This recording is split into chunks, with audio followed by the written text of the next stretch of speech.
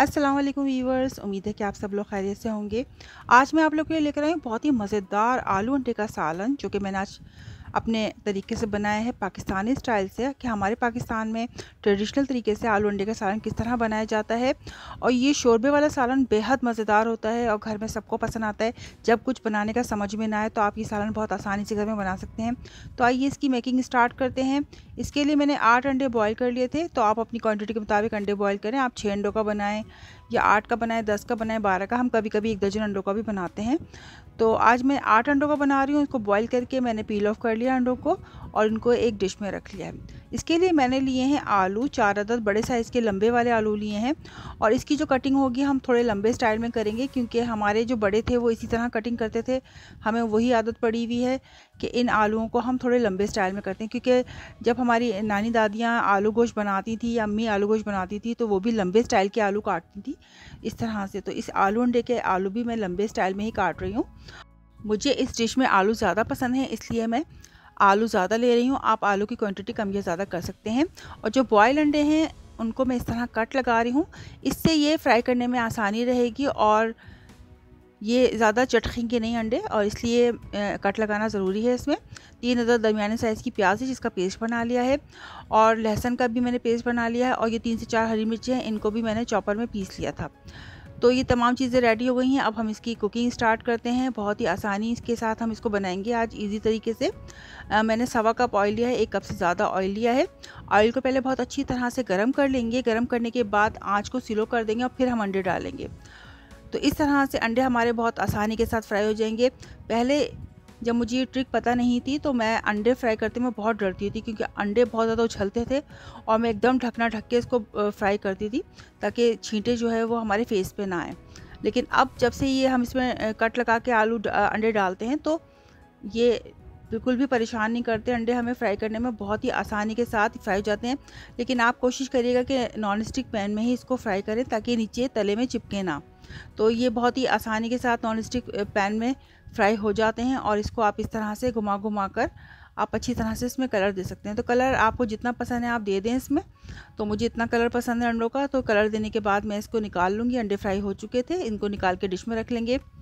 इसी ऑयल के अंदर जो मैंने प्याज फ्राई की थी, सबसे पहले हम डालेंगे इसमें हरी मिर्च। 2 से 3 हरी मिर्च मैंने फ्राई की थी, वो हम डाल देंगे इसमें।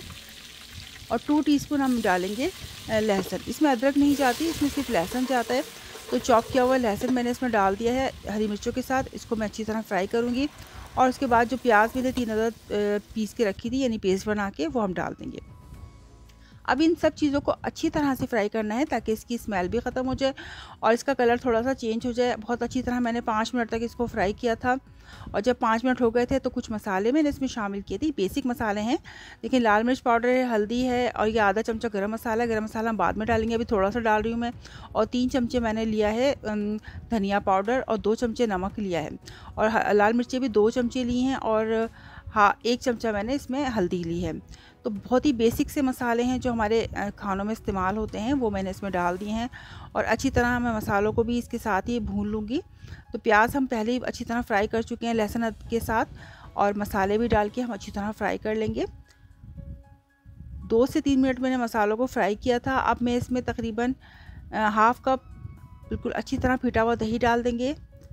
तो दही ऑप्शनल है, दही के बगैर भी हम इसको बना सकते हैं। दही के बगैर भी बहुत मज़े का बनता है ये, लेकिन आज मैं दही शामिल कर रही हूँ। दही के साथ अगर डाल देंगे तो थोड़ा टेस्ट और इन्हेंस हो जाएगा। ये देखें दानेदार मसाला बनके हमारा रेडी हो रहा है। मसाला बहुत मज़ेदार होना चाहिए, दानेदार।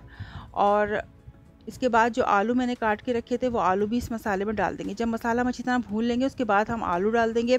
अब आलू के साथ भी मसाले की बहुत अच्छी सी भुनाई करनी है हमने। तो अच्छी तरह हम भुनाई कर लेंगे आलूओं को साथ भी। और जब देखेंगे कि आलू बहुत अच्छी तरह हम भून चुके हैं मसाले के साथ और इसमें फ्लेवर भी आ गया है आलूओं में मसाले का, तो मैं इसमें पानी शामिल कर रही हूँ। लेकिन पानी मैं इसमें गर्म डालूँगी। तो मैंने केटल में पानी गर्म कर लिया था, आप चाहें तो किसी भगोने में पानी को गर्म कर लें और इसमें गर्म पानी ही डालें शोरबा बनाने के लिए। हम इतना पानी डालेंगे क्योंकि हमें शोरबा भी बनाना है और हमें आलूओं को भी गलाना है। तो हमने पानी अच्छी तरह डाल दिया था। अब हम इसको जो है वो इतना पानी डालना है जितना आपने शोरबा रखना है। तो पानी डालने के बाद मैं इसको कवर कर दूंगी, और जब तक आलू मेरे अच्छी तरह गल नहीं जाते। तो आलूओं को गलाना है हमने और इसको कवर करके पकाएंगे अच्छी तरह से। तो आप देख सकते हैं कि आलू जो है वो अच्छी तरह पक रहे थे, और जब मैंने चेक किया तो मुझे आलू में अभी कोई कसर है, मतलब अच्छी तरह भी गले नहीं थे, थोड़े से कच्चे थे आलू, इसमें कसर थी। तो मैंने दोबारा से इसको कवर करके रख दिया है। जब तक आलू भी अच्छी तरह गल नहीं जाएंगे हम आगे का प्रोसेस स्टार्ट नहीं करेंगे। तो इसको अब दोबारा से मैंने पकाना शुरू कर दिया था। अब फिर मैंने चेक किया तो अब आलू बहुत अच्छी तरह गल चुके थे, लेकिन आलूओं को सिर्फ गलाना है, बहुत ज़्यादा घुलाना नहीं है। अगर हम ज़्यादा घुला देंगे तो सालन की शक्ल ख़राब हो जाएगी। तो आलू बहुत अच्छी तरह गल चुके थे। बस यहाँ पर हमने ये देखें आलू जो है बहुत अच्छी तरह गल चुके थे। जो बॉयल किए हुए अंडे हमने फ्राई करके रखे थे, तो वो अंडे हम इसमें शामिल कर देंगे और इसको अच्छी तरह से मिक्स कर लेंगे। अब हमने अंडों के साथ सिर्फ 3 से 4 मिनट इसको पकाना है। तो अब मैं इसको कवर करके रख दूँगी और 3 से 4 मिनट हम इसको पकाएंगे। अंडों को 3 से 4 मिनट पकाने के बाद सालन हमारा बिल्कुल रेडी हो गया था। अब ऊपर से मैं इसमें हरा धनिया शामिल कर रही हूँ, और हरा धनिया तकरीबन 1 कप के बराबर हरा धनिया मैंने अच्छी तरह चॉप करके इसमें डाल दिया। हरा धनिया इसमें ज़्यादा क्वांटिटी में जाता है। 1 टेबल स्पून गर्म मसाला पाउडर, घर का बना हुआ खुशबूदार गर्म मसाला पाउडर जाएगा आखिर में। इससे बहुत ज़बरदस्त सालन में खुशबू आती है। तो हमारा बहुत ही मज़ेदार आलू अंडे का सालन बन के रेडी हो गया है। तो ये शोरबे वाला सालन बहुत ही मज़े का होता है, और जब आपके घर में कुछ समझ में ना आ रहा हो बनाने के लिए और अंडे रखे हुए हों, तो आप इसको ज़रूर बनाइएगा, ज़रूर ट्राई कीजिएगा। मेरे घर में सबको बहुत पसंद है और मैं ज़रूर इसको बनाती हूँ। सब बहुत शौक़ से खाते हैं। और शोरबे वाला सालन वैसे भी सेहत के लिए बहुत ही मुफीद होता है। आपको हफ़्ते में 1 से 2 दफ़ा शोरबे वाला सालन ज़रूर बनाना चाहिए। तो ये हेल्दी होता है, और ये तो बहुत ही आसान रेसिपी आज मैंने आपको सिखाई है, आलू अंडे की रेसिपी, और ये झटपट बन के रेडी भी हो जाता है और सब शौक़ से भी खा लेते हैं। तो आज मैं इसको डिश आउट करके आपको दिखा रही हूँ। मैंने अपने स्टाइल से इसको बनाया है। बहुत ही मज़ेदार रेसिपी है। ये हमारा ट्रेडिशनल स्टाइल है जो हमारी नानी दादियों के ज़माने से चला आ रहा है। और इसमें हरे धनिए के जगह आप इसमें सूखी मेथी भी क्रश करके डाल सकते हैं, क्योंकि मेरी अम्मी इसमें कभी कभी सूखी मेथी भी डालती थी, जिससे इसका टेस्ट बहुत ज़बरदस्त होता था। तो आप हरे धनिए की जगह वो भी शामिल कर सकते हैं। तो उम्मीद है कि आपको मेरी आज की मज़ेदार सी ये रेसिपी ज़रूर पसंद आएगी। अगर मेरी वीडियो पसंद आती है तो मेरी वीडियो को लाइक और कमेंट ज़रूर कीजिए, मेरे चैनल को सब्सक्राइब कीजिए, इस रेसिपी को अपने फ्रेंड्स और फैमिली में ज़रूर शेयर कीजिए। इंशाल्लाह इसी तरह की मज़ेदार रेसिपीज़ आपके लिए लेकर आती रहूँगी। जब तक के लिए अल्लाह निगहबान।